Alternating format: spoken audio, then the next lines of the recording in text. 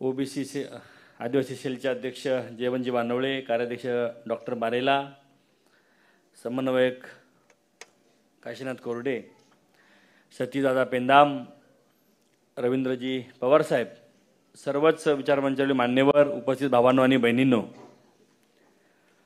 काल संपूर्ण आदिवासी 18 जिल्ह्यांमध्ये अतिशय उत्साहामध्ये हा जागतिक आदिवासी दिन साजरा होतो। सकाळी 7 वाजेपासून रात्री 10 वाजेपर्यंत मिरवणुका, रॅल्या, मोठे मोठे कार्यक्रम त्या ठिकाणी होत असतात आणि त्यानंतर आजचा हा कार्यक्रम त्यामुळं काही लोक अंधोवे आहेत। अचानक रेल्वेने ब्लॉक घेतल्यामुळे बरेचसे लोक आता आपले काही स्टेशनला उतरत आहेत किंवा येत आहेत, परंतु खऱ्या अर्थानं हा आजची सभा, या सभेच्या माध्यमातून आपल्या पक्षाच्या आदिवासी आघाडीच्या जे पदाधिकारी आहेत त्यांना साहेबांना ऐकता यावं आणि आदिवासी आघाडीच्या माध्यमातून जे काम आपल्याला दिलं गेलेलं आहे त्या कामाचा उहापोह करण्याच्या कामी खऱ्या अर्थाने याची सभेचे आयोजन आपण आज केलेलं आहे। आदिवासी सेलच्या माध्यमातून मागच्या 1.5 वर्षामध्ये जयवंत वानवळे आणि त्यांचे सर्व सहकारी हे 18 जिल्ह्यांमध्ये काम करत आहेत। मधल्या काळामध्ये लोकसभा झाली, विधानसभा झाली,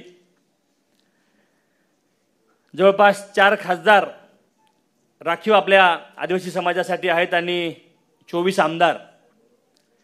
या सर्व लोकसभा विधानसभा क्षेत्रामध्ये आपल्या सेलच्या माध्यमातून पडेल ते काम, पडेल ती जबाबदारी खांद्यावर घेऊन त्या ठिकाणी आपल्या सर्वच खासदार आमदारांना बळ देण्याचं काम आदिवासी सेलच्या माध्यमातून जयवंत वानवळे त्यांच्या सर्व सहकाऱ्यांनी त्या ठिकाणी केलं।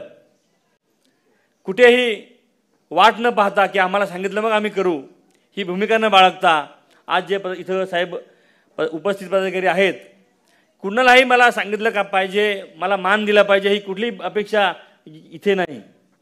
इतर ठिकाणी अनेक आपल्याला असतात त्या गोष्टी, परंतु आदिवासी सेलच्या बाबतीमध्ये हा मात्र आपल्याला अपवाद म्हणावा लागेल की मला मान दिला जाईल, मला पद दिलं जाईल, मग मी काम करेन, ही भावनाच खरं म्हणजे आम्ही पहिल्यापासून स्वतःमध्ये ठेवली नाही।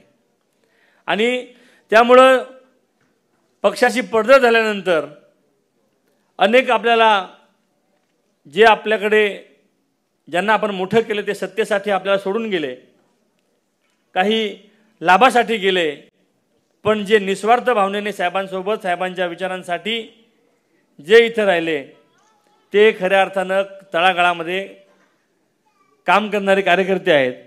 नेते गेलेत, मात्र कार्यकर्ता हा जाग्यावरच त्या ठिकाणी असल्यामुळं आज या ठिकाणी आदिवासी आघाडीचं काम अत्यंत चांगल्या पद्धतीने आहे।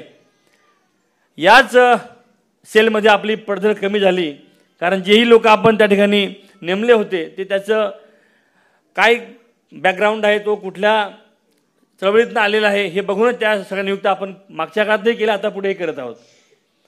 आणि निस्वार्थ भावनेने काम करणारी माणसं जे विचारांना साहेबांच्या फॉलो करतात, साहेबांचे विचार जोपासतात, स्वतःच्या आचरणामध्ये आणतात, अशाच लोकांना आपण त्या ठिकाणी पद दिल्यामुळं मला वाटतं की त्याचा फायदा आपल्याला संघटनेच्या या बळकटीकरणामध्ये झाला आणि आदिवासी सेलच्या माध्यमातून त्यांची प्रतिमा त्या तालुक्यामध्ये, त्या जिल्ह्यामध्ये, त्या भागामध्ये चांगली असणं हा सुद्धा एक आम्ही वेगळा एक कॅटेगरी आम्ही ठेवली होती की एक हे ठेवला होता आम्ही त्यामध्ये निष्कर्ष ठेवला आपल्याला माणूस कसा पाहिजे। आणि त्यामुळं अशा लोकांची निवड केल्यामुळं थोडी उशिरा का होईना पण या सेलच्या माध्यमातून जे लोक काम करत आहेत ते तिथल्या पॅरेंट बॉडीला सुद्धा सोबत घेऊन काम करतात, त्यांना पूरक असं काम करतात आणि त्यांना जे हवं आहे ते करतात। कुठेही कधीही आम्हाला हे नाही मिळालं, आम्हाला ते नाही मिळालं हे न सांगता जे गोष्टी पक्षाच्या हिताच्या पूरक आहेत त्या करण्याचं काम आपण मागील काळामध्ये करत आहोत। काही आपल्या समाजातले आपण मागच्या काळामध्ये नेते मोठे केले, मंत्री केले, त्यांना अनेक पदं दिली, ते सत्तेसाठी गेले हे सांगायला काय आता त्याची गरज नाही, परंतु ज्यांनी या समाजासाठी काम केलं त्या साहेबांना सोडताना त्यांनी कोणीही थोडाही विचार केला नाही आणि त्यामुळे लोकांना विचारतात, जाब विचारतात। त्यामुळं जो कार्यक्रम तिकडे घ्यायला पाहिजे तो कार्यक्रम त्यांना कुठेतरी वेगळीकडे घ्यावा लागतो, यातच त्यांच्या कामाचं त्या ठिकाणी फलित दिसून येतंय। सत्तेसाठी जाणारे लोक, कुठल्या स्वार्थासाठी जाणारे लोक हे कधी विचारांची कास धरत नाहीत, पण ज्यांनी विचारांची कास धरली आहे ते मात्र निवडक सहकारी आज आपल्या या ठिकाणी सोबत आहेत. आणि त्यामुळं मला वाटतं तळागाळामध्ये आपली संघटना बांधत असताना निष्कलंक मनाने, निस्वार्थ सेवाभावाने साहेबांना मानणारी, साहेबांवर प्रेम करणारी सर्व सहकारी मंडळी या ठिकाणी या आपल्या आदिवासी आघाडीच्या माध्यमातून काम करते. आम्ही आमचं काम करताना सर्वांना सोबत घेऊन त्या ठिकाणी जाण्याचा प्रयत्न करतो. आपलं वेगळेपण आम्ही कधी जपलं नाही की आम्हाला आमचं श्रेय आहे आणि आम्हीच केलं असं आमच्यामध्ये कधीच आम्ही येत नाही. कधीही कुठल्याही संघटनेच्या कार्यक्रमामध्ये, कामामध्ये आम्ही वेगळेपण दाखवण्याचा प्रयत्न करत नाही. का? आम्हाला साहेबांची संघटना मोठी करायची आहे स्वतःला मोठं होण्यापेक्षा. जेव्हा साहेबांची संघटना मोठी होईल तेव्हा आम्ही आपोआप मोठे होऊ, हा विचार आम्ही घेऊन साहेब चालतो. त्यामुळं साहेब आपल्यासाठी जे करतात ते कुठल्याही निष्कलंक, निस्वार्थ भावनेने करतात. तोच वसा आम्ही त्या ठिकाणी आपल्या माध्यमातून घेतलेला आहे. आणि गल्लीपासून दिल्लीपर्यंत आपण साहेब आम्हाला संधी दिलेली आहे. आमच्या समाजातल्या प्रत्येक माणसाला शोधून शोधून आपण अनेकांना आदिवासी विकास मंत्री केलं, अनेकांना खासदार केलं, अनेकांना आमदार केलं, विधानसभेच्या उपाध्यक्षपदी बसवलं, अनेक मंत्रिपदं आम्ही आमच्या समाजाने आपल्या माध्यमातून साहेब बघितलीत.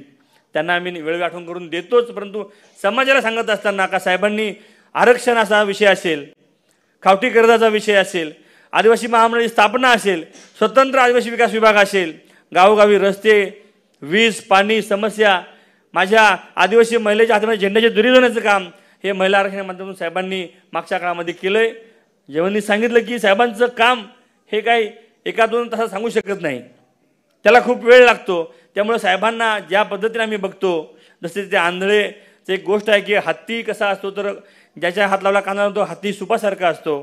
पण साहेबांचं काम हे तसं आहे, ज्या अँगलने आपण बघू त्या अँगलने साहेबांनी प्रत्येक क्षेत्रामध्ये माझ्या समाजाला, सर्वच समाजाला, फक्त आदिवासी समाजाला नाही तर ओबीसी, आदिवासी, अल्पसंख्याक, दलित, भटके, विमुक्त, मागासवर्ग सर्वांनाच त्या ठिकाणी साहेबांनी कुठल्या ना कुठल्या त्यांच्या परिस्पर्शाने त्यांना सोनं, त्यांच्या जीवनात सोनं करण्याचं काम केलेलं आहे. आणि हे काम सांगत सांगत साहेब आम्ही इथंपर्यंत आलेलो आहे.